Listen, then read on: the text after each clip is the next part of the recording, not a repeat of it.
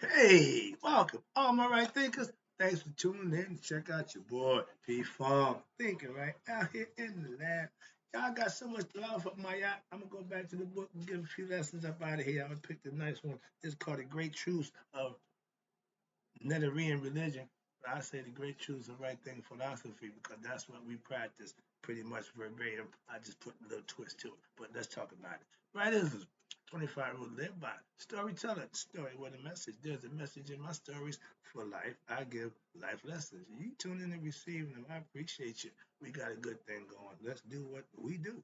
Right thinking mission is to enlighten, inspire, educate, and motivate you, the individual, to a higher spiritual level of enlightenment. Right thinking way of life through mental and spiritual discipline. Practice daily will help and guide you to obtain your goal of reaching spiritual enlightenment, aka know thyself. My mission that all right thinkers know thyself. If you're a right thinker, your goal is to know thyself. You see where we're going with this? Let's get it together. So I asked the question: do you know you? Well, when I get through, that's what I do. It's rhetorical. But if you know how to answer for yourself, tune in. I got you. A person who knows not and knows not that they know not is foolish. Disregard them. A person who knows not and knows that they know not is simple, but you can teach them. That's why I do what I do for you. Appreciate you too. Stay tuned. I got more for you. A person who knows not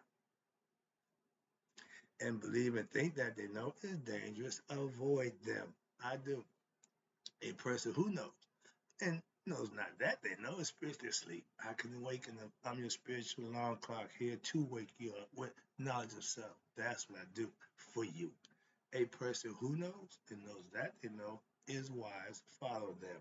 All these persons reside in you. Right thinkers, know thyself and to my girl, my yacht, be true. This is her feather. When you see this feather, okay, that's her calling card. All right, it don't move. It ain't ever wavered. It's always been straight and true. Let's talk about the great truths, the right thing philosophy, aka not a real religion.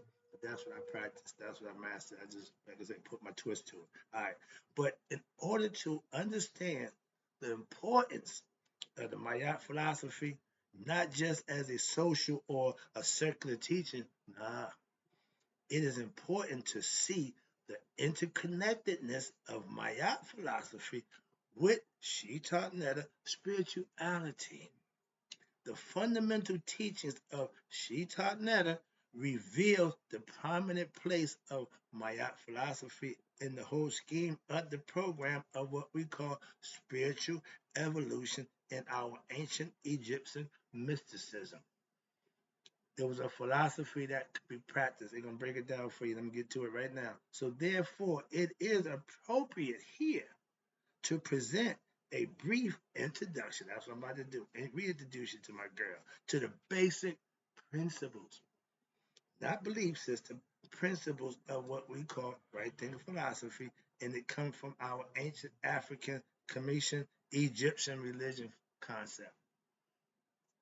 The fundamental principles, here we go again, common to all denominations of ancient Egyptian religion concept may be summed up what we call the great truths. So four of them I'm about to go over in 1 second that are common to all traditions of the ancient Commission religion.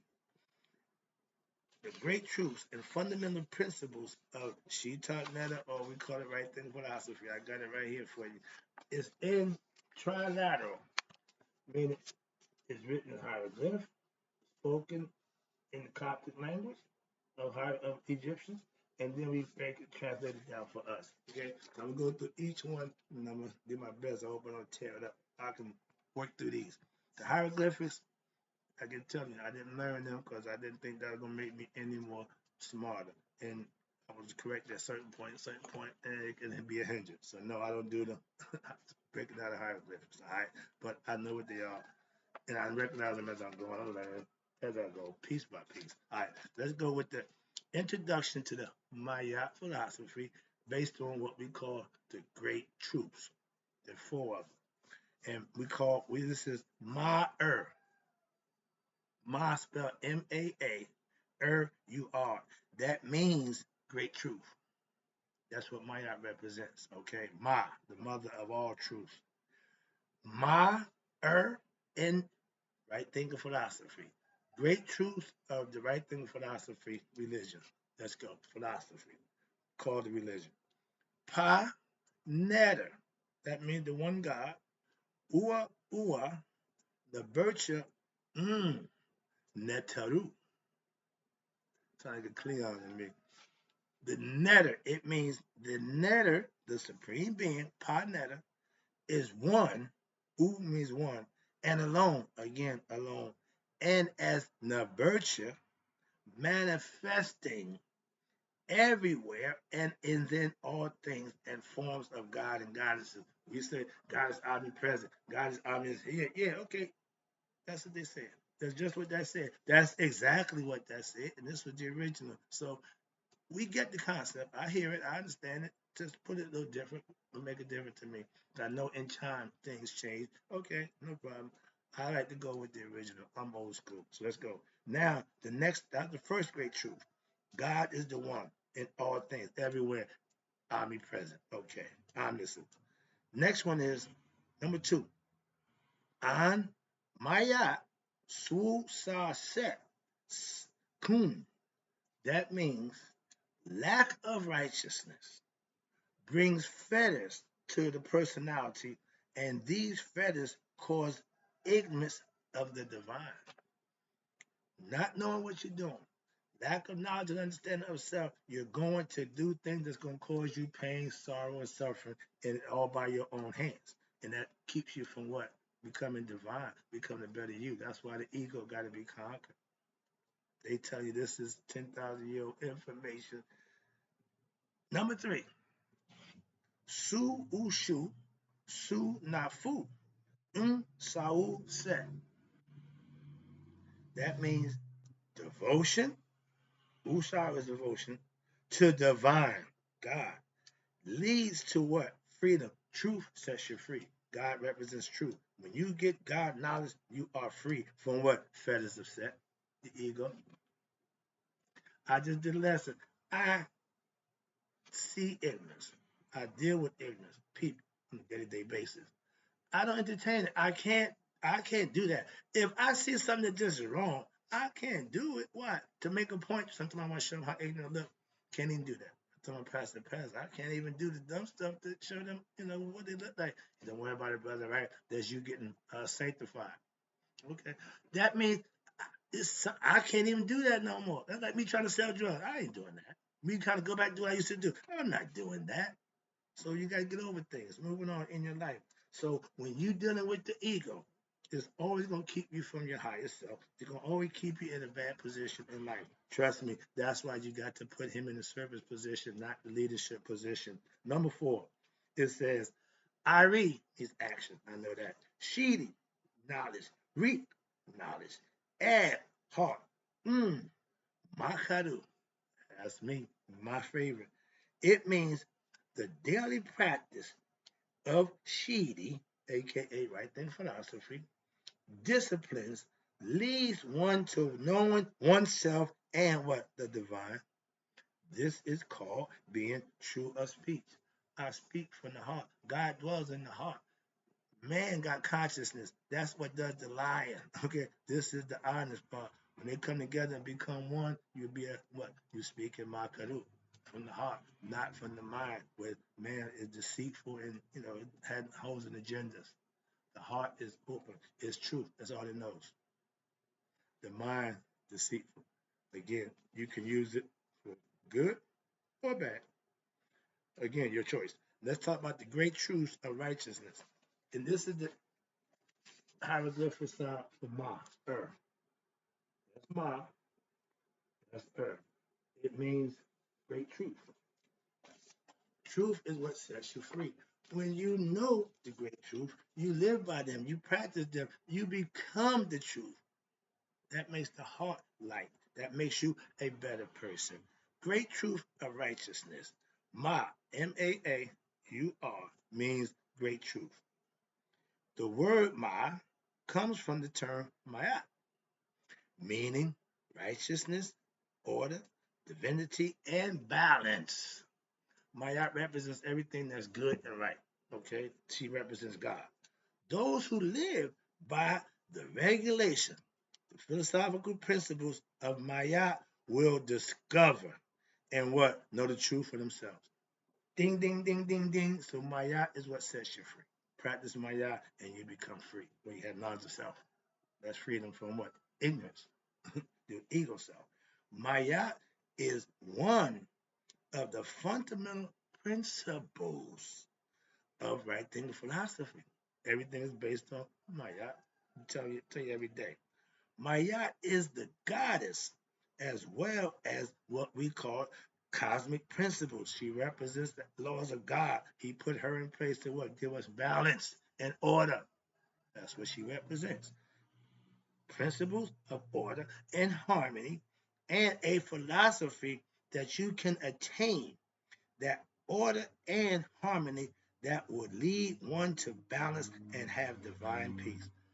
That's the code of life. That's what you strive for. If your goal is anything other than that, you're going to fall short of what you need to be going, which is the truth, the great truth. That's what's going to get you to the afterlife. Why? Because at the death judgment day, the heart will be weighed. And guess who you judge? You. This is called Mayate, the twins of Mayat. You know who these are? Twins, right? That's twin Maya, I set and Nefet. How about that? Okay. They don't separate, they stay together all the time. Okay. Immortality and mortality don't leave each other. The yin don't leave the yang. Night don't leave day. They just separate, but they join together. Okay. In understanding and theology. I'm gonna go a few pages, getting past the fluff. I want to give you Mayat philosophy. This is a lot of yoga concepts, so I'm gonna get past that. How to study the wisdom teachings of the Mayat philosophy every day. There is a specific technique which prescribed by the scriptures in the scriptures themselves for what? For studying the teachings, the proverbs, I get them to you on the right, aphorisms, and the mystical wisdom. These are all the things that I teach to you on a regular basis. The method is as follows. You ready? This is important. The spiritual aspirant, right thinker, you should read your desired text when thoroughly. I've read over this a few times. I read the book a few times. So, but every time you go it, like they said, you find something. Look, it's something else that just oh. So yeah, it's always good to go over it and take note of any particular teachings which resonates with you, him or her, what you like. If something that you like, that's what you go after. You got 5 different kind of philosophies and yoga concept. I gave that already. So you pick one that works for you. Personally, I say master them all. Why? You're gonna need them at some point in time. So you might as well get them all as you go. That's why. But you, the aspirant, right thinking, you should make a habit, a routine of what? Collecting those teachings that you want to read and read them over what? Frequently. I read, I read, I read to understand, to comprehend. Then I read to understand how to present it, to teach it to somebody else. So I got to read it again before I do it. Then, okay, I want to use that. So I got to do like 3 times moving to get it done. And the scriptures should be read and reread. Why? Because the subtle levels of the teachers will be increasingly understood by you. Why? The more the teachings are reviewed, the more comfortable you get with it and the more you learn about it. Trust me. One useful exercise is to choose some of your most special teachings that you like, that you would like to focus on, and what? Place them in large types of posters. I got a big poster on the wall right there. I got my poster right there. I got my pictures over there. I got stuff. And we all do, okay? But my main thing, my Maya principle, 42 profession, over 30 years ago, I sucked at that thing. I was ashamed. Why? I wasn't even I wasn't even close to my yacht. He had to call my yacht long distance. That's how far away I was from the 42 negative confession of how I was living. Now, speed dial. Okay, I got it ingrained in my brain, ingrained in the brain. And you do what large types of posters to in your living area. Again, I just told you. So I got my little mural over there. I got my little worship spot over there. I got my spot out back. Well, I have stuff set up for that purpose. That's all. And so that is what visible. You see that in the background. This is the young kid looking in the mirror and seeing himself as a pharaoh, but he's standing on books. That means he's got education, and yeah, he's proud of what he want to be. That's what I want to see for my young people. And you have as visible to remind you what of your teachers constantly, constantly, constantly. I'm studying. I had this book. I'm about to beat this book up. All my books are beat up, and they all written in. They all highlighted. Why? When I was studying, I got my highlighter. I'm reading and I'm highlighting. Okay, I done went through these things like 40 going off. Ink pens, highlighters, and paper. I'm a stickler for those things. That's what I use. I'm old school. I write everything down. I go through pens like 40 going off too. I think this might be empty. But yeah, these are the tools of my craft. Yeah, I need to get another pen. I can tell them to stop skipping. Uh-oh, she about to run out of ink. All right, where we at?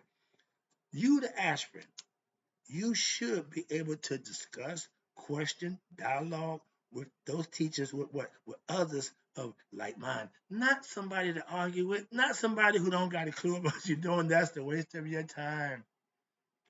Call me, text me, whatever.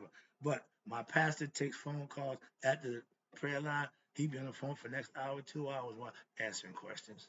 That's the beauty part of it. You get a chance to help people out. They want questions, you answer them. Had a guy ask me, can we dialogue? Sure can, my man.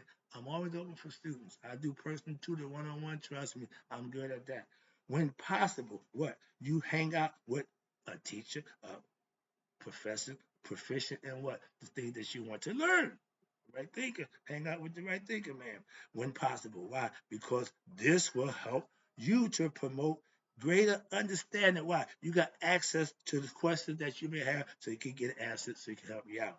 And you can act on it as an active spiritual practice when daily.